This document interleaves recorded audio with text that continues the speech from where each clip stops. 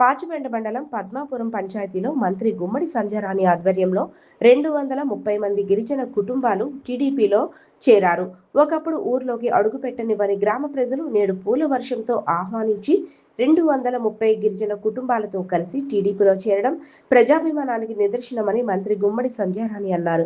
కొత్తగా పార్టీలో చేరిన కుటుంబాలకు పార్టీ కండువాలు కప్పి సాదరంగా ఆహ్వానించారు.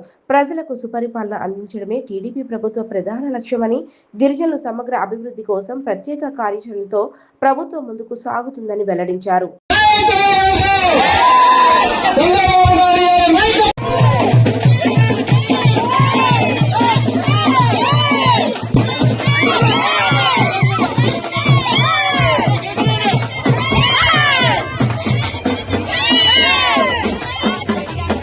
చెప్పక్కర్లేదు.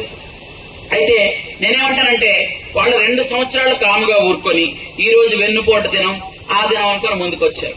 ఎందుకంటే ఉనికి కాపాడుకోవాలంటే ఏదో ఒక దినం అనుకుని బయటకు రావాలి.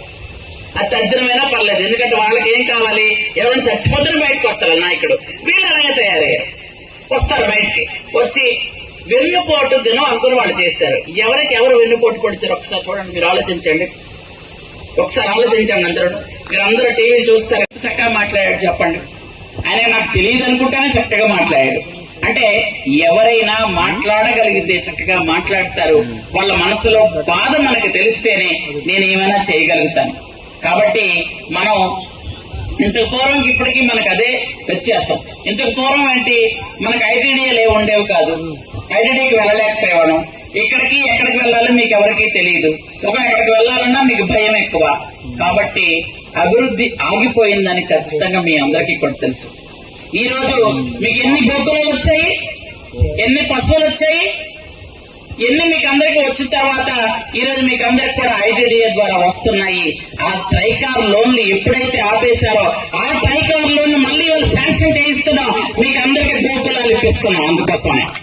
కాబట్టి మీకు గ్రామాల్లో రోడ్లు అవుతాయి, కాలువలు అవుతాయి, వాటర్ ఖచ్చితంగా ఎక్కడైనా ప్రాబ్లం అంటే ఇస్తాము.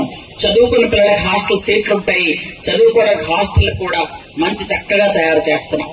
ఎందుకంటే మన గిరిజనులకు కావాల్సింది ఏంటి, విద్య, వైద్యం, రోడ్డు, తాగునీరు, సాగునీరు. ఈ 5 ఉంటే చాలు మనకి. ఈ 5కి మీరు కూడా ప్రత్యేకంగా దృష్టి పెట్టి ఖచ్చితంగా గిరిజనులందరూ బాగోవాలని ముఖ్యమంత్రి చంద్రబాబు నాయుడు గారు చేస్తున్నటువంటి మహాయజ్ఞం ఇది.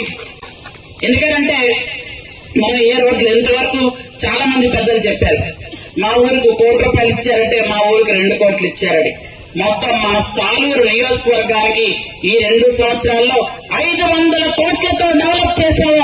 అది చంద్రబాబు నాయుడు గారి ముఖ్యమంత్రిగా మన ఎస్టీ గ్రామాలకు ఇస్తున్నటువంటి గౌరవం.